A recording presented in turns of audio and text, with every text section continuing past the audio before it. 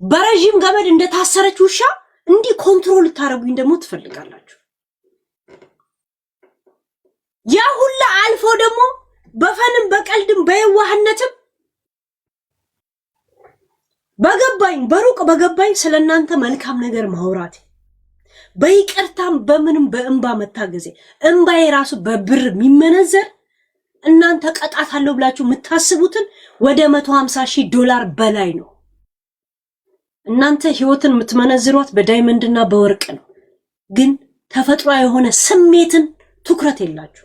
እንባ ምን ማለት እንደሆነ አይገባችሁ። ገብቶቻል?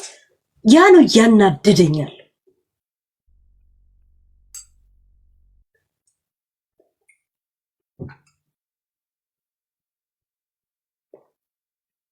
ገብቶቻል? ለእንደዚህ መጨረሻ ላይ ቆሻሻ ነገር ለመስማት ያን ሁላ እውነት የሆነውን ስሜቴን እውነት የሆነውን ልጄን መናገሬ ነው እያቃጠለኛል።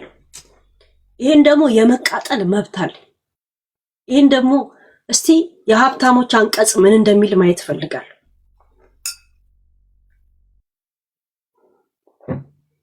ልጄ በእናንተ ምክንያት ነው የተለጠፈው።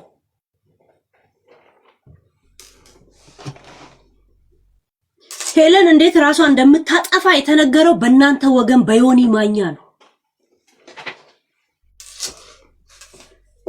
ይሄንን እርግጠኛ የምትሆኑት ሄለን እንኳን ሰው ልትከስ አይደለም የራሷ ጠበቃ እንደሌላት እርግጠኛ ስለሆናችሁ ነው። በሞት ለዚህ ቁሻሻ ዓለም እኔ ጠበቃ ልይዝ እውነትን ይዤ ሞታታለሁ እንጂ ለዚህ ቁሻሻ ዓለም ጠበቃ ለማጣበቂያ ይዤ ነው አልመጣም። ዛሬ የሰጠሁት ቃል እንደ ደንቡ ጠበቃ ይዘን ለምን ነው ለዚህ ቁሻሻ ዓለም ነው ጠበቃ የሚይዘው?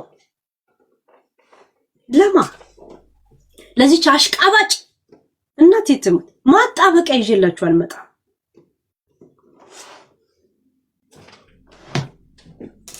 ዓለምን በብር የምትመነዝሯት ህይወትን በብር የምትመነዝሯት እናንተ ቆጥራችሁ ጨርሱ እንጂ አስከትሉ።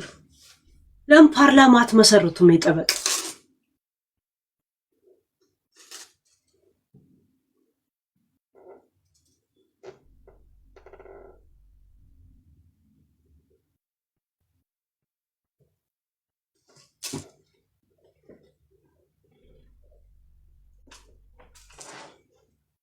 ይሄ ማውራው ስለ ወንድሜ ታሪክ ነው። ወንድሜ ዛሬ ደውሎ ከሀገር ቤት የነገረኝ ታሪክ ነው። ስለ ወንድሜ ማውራት መፍታለኝ። የእህቴ ታሪክ አናዳኝ ነው። እህቴ ናት፣ ወንድሜ ነው አናዳኝ ነው። ስለ ልጅ አባት ነው ማውራው። እስቲ ማንን እንዳታወሪ እንደሚለኝ ያያል።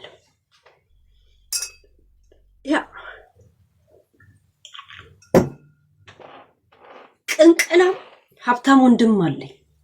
ዓለሙን ሁላ በብር የሚለካ ሁሌ ሲሞገስ መኖርን የሚፈልግ ቅንቅናም ወንድም ከሀገር እንደወጣ ያደረገኝ